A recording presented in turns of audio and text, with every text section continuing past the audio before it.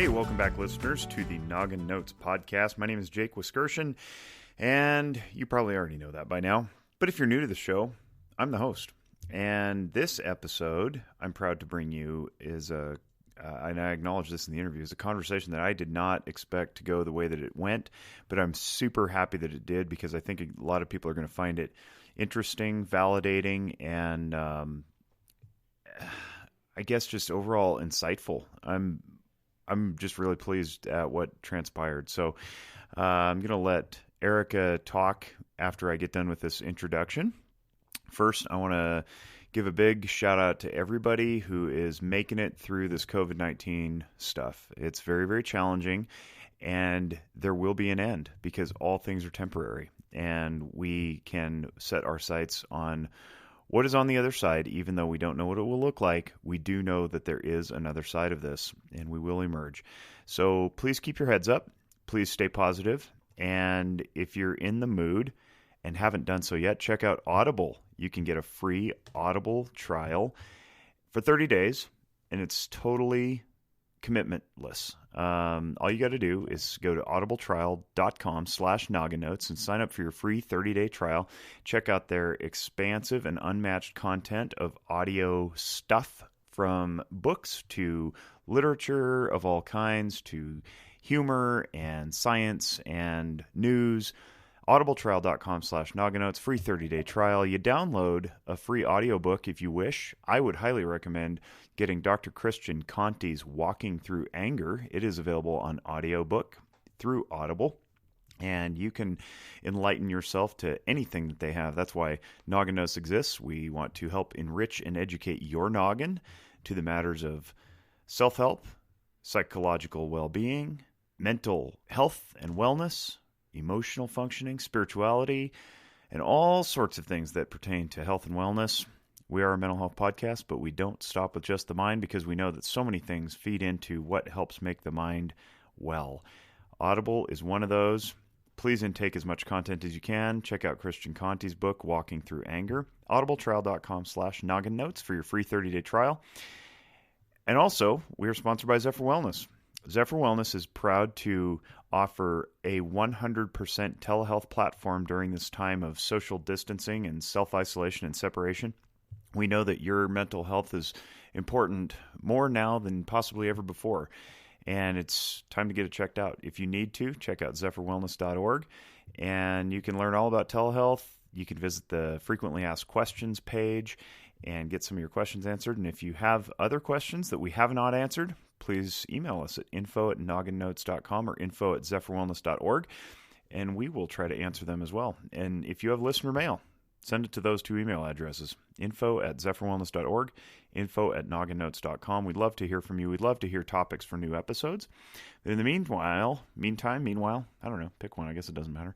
You can indulge my interview with my old friend Erca Hedman, way back from college, long time ago, as she explains how her own struggles with depression and anxiety have helped her get to the point where she is today, which is to face this crisis, this pandemic, with a measure of confidence and certainty that she knows she will get through it because she went through so much other stuff before. Enjoy, and if it applies to you and you felt something, please let us know. We look forward to hearing from you. Have a great day. So today we have with us a longtime acquaintance, Erca Hedman. Hi, Erca. Hello. Thanks for having me. Thanks for being such a willing participant. For the listening audience, we go back to college days many moons ago, and we crossed paths in the Greek system and whatnot. And you're originally from Reno, but you live in Anchorage, Alaska now. Tell everybody what you do and who you are and what hood you rep. Sure. I've been born and raised in Reno, and went to university there at University of Nevada, which is where we met. And then after college, I moved to LA, and I lived in LA for a couple of years and had a great time, but was ready to leave Southern California. and I didn't want to go back to Reno. And I have an oldest sister that lives up in Anchorage. And so she offered for me to come up and stay with her for a little while. And I thought about it for a day. And 3 weeks later, I flew up to Anchorage, Alaska with a couple of suitcases. And that was in January 2010. So I've been in Alaska for 10 years now, which blows my mind. I did not think I would be here for this long. And yeah, it's been kind of a wild ride. I probably, let's see, I currently work in the tourism industry, and I've worked in tourism for about 6.5 years now, I think. And that was kind of the thing that was the game changer for me. I have got to see so much of the state and do so many cool things that I never would have in my wildest dreams get to do bucket list items that people save their whole life for. And that's what just made me fall in love with this place and want to stick around and see some more of it. So that's kind of what got me up here. And yeah, it's been a wild ride. Yeah. Talk a little bit. I mean, this isn't why I'm having you on the podcast, but I want to hear a little bit more about Alaska and some of those bucket list things for people who may not know or be familiar.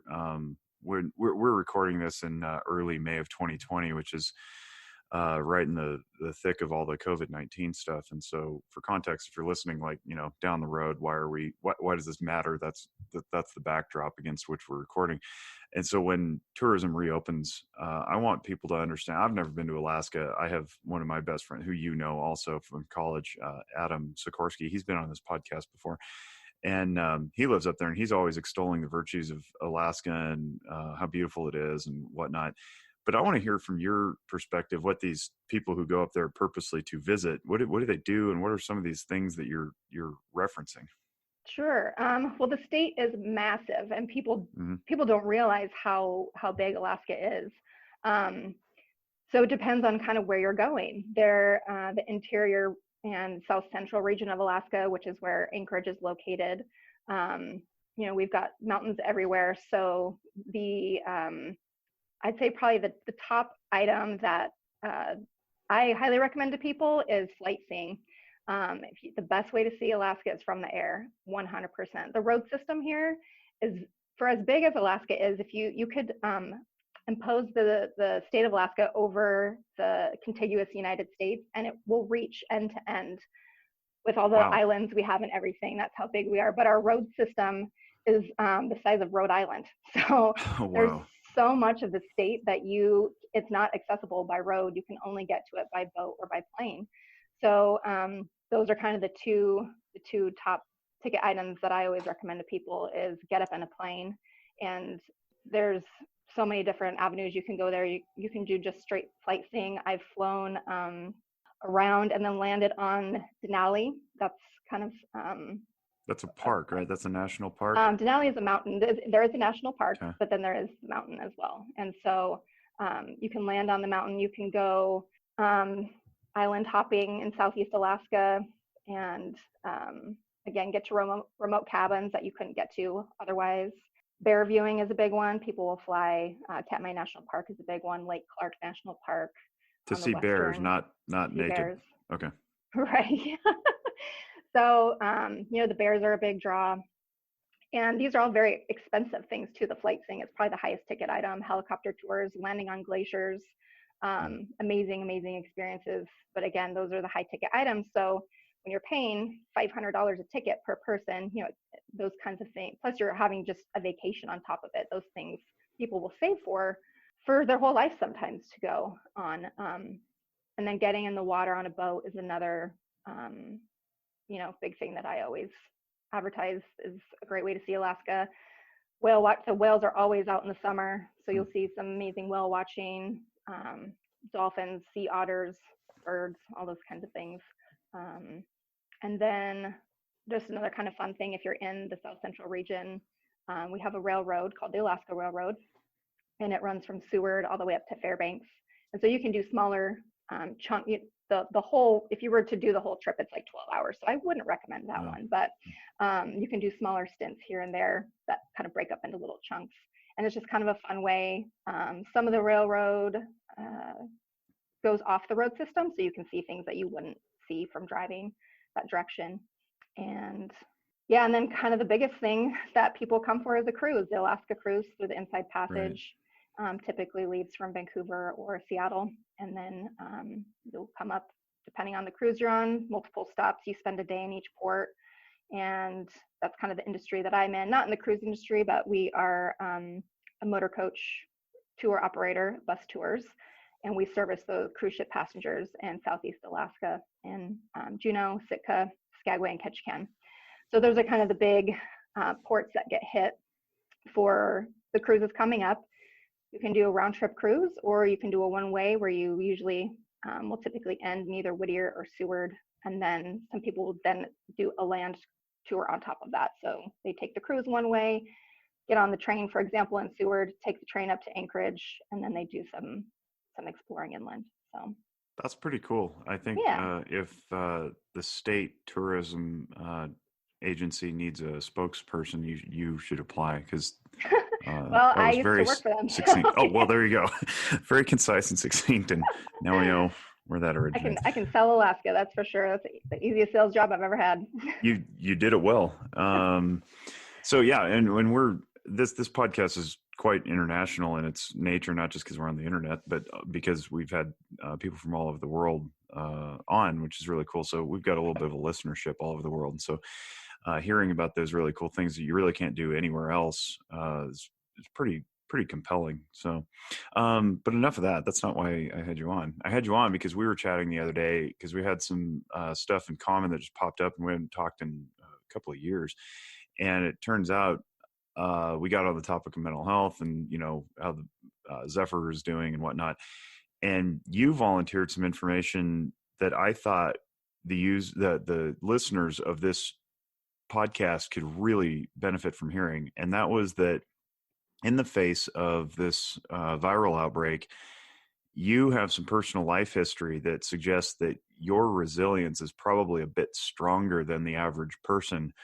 And while we all have our personal experiences that build to help build resilience for other next experiences, it was the way that you framed that I thought was really interesting, because you demonstrated a self-awareness that I don't know a lot of people possess. And I think that's what I want you on here for, is to help invite people to achieve better self-awareness and congratulate themselves and acknowledge their own victories over struggles in the past, so that they're better equipped to deal with struggles in the future. So with that as your tee up, why don't you explain what you were telling me the other day, and I can just I'll just sprinkle in some questions along the way, but start with your personal testimony and how you're facing this now, because I think it has general applicability after virus time to Yeah, most of the listening audience. absolutely. Well, and so what I said in the text to you was I had seen a post that you had shared on your Instagram that was a statistic of the increase in calls to whatever mental health hotline it was, and that the increase was up 891%, Correct. Yeah. which is a staggering number, but also to me not surprising at Yeah. all. When all the COVID stuff started to hit and talk of quarantine happened, and then quarantine was happening, aside from the economic crash that was going to happen, everyone losing their jobs, the first thing that I said to everybody was the mental health fallout from this is going to be insane. It's going to be so crazy because everyone is stuck at home alone. We are social creatures. We are not meant to be alone and in isolation. And then that's why I said I'm fortunate for my past and what I've been through and overcome in depression, because I now have the tools and I can recognize when I feel myself slipping. And it's happened in quarantine where I felt it coming back, and I had to choose again. But there are so many people that maybe they might have a past with depression, but they've never had access to healthcare, or they've never had access to the tools or help. And so they don't know how to navigate this. Or the people that they've never had these kind of feelings before. They don't have a past with depression or anxiety. And so then even more so, they don't know how to navigate this time. And Yeah, I think that you touched on like three key points there that I want to highlight, and I mean we can take them in order, so you can elaborate. One is the feeling, right? You felt it coming back, and I want to use that specific word because on this show and on the Zephyr YouTube channel and in many other formats, I've hammered and hammered and hammered on the